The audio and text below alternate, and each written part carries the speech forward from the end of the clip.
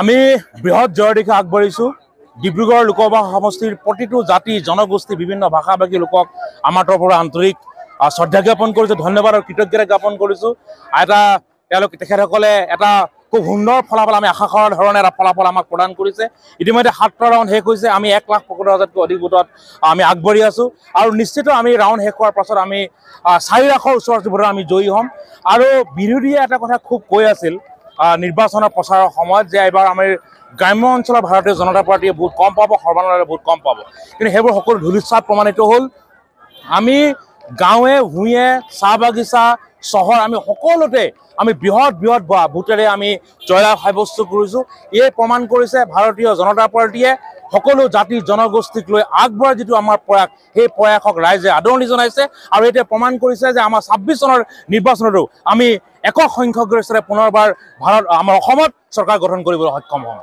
নাই, নিশ্চিতভাৱে আমাৰ এটা লক্ষ্য আছিল ৪০০, কিন্তু আমি এতিয়া দেখিছোঁ যে আমি 330তকৈ আমি অধিক আসন লাভ কৰিবলৈ সক্ষম অকলেই বিজেপিয়ে। বাকী আমাৰ NDA এলায়েন্স পাৰ্টনাৰ থাকিবই, কিন্তু আমি 330তকৈ অধিক সংখ্যক আসনেৰে এবাৰ পুনৰবাৰ নৰেন্দ্ৰ মোদী ডাঙৰীয়া ভাৰতবৰ্ষৰ প্ৰধানমন্ত্ৰীত ৰূপত অধিষ্ঠিত হ'ব। আৰু আমি অসমতো আমি ভবা ধৰণে আমি 12খন আসনৰ আমি আশা কৰিছিলোঁ, 11খন আসনত ইতিমধ্যে জয় নিশ্চিত হৈছে। আৰু আমি যোৰহাটত আমি এতিয়া আশাবাদী যে যোৰহাটত আমি তপন গগৈ কম ভোটত হ'লেও তেওঁ জয়ী হ'ব।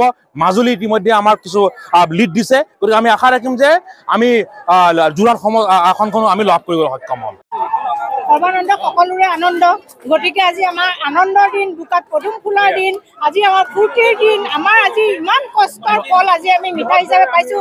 বিৰোধীয়ে যিটো কৈ আছিলে যে আমাৰ গাঁও অঞ্চলত তেখেতসকলে বিশেষ ভোট পাব বুলি, সেয়া ধূলিত নচাত হ'ল। আজি আমাৰ দলৰ বিজয় উৎসৱ আৰু আমাৰ পদুম ফুলাৰ আগজননী আমি বহুত আগতেই পাইছিলোঁ। গতিকে আমাৰ সন্মানীয় সৰ্বানন্দ সোণোৱাল ডাঙৰীয়া আমাৰ ডিব্ৰুগড়ৰ আৱেগ আৰু আৱেগ হৈয়ে থাকিব।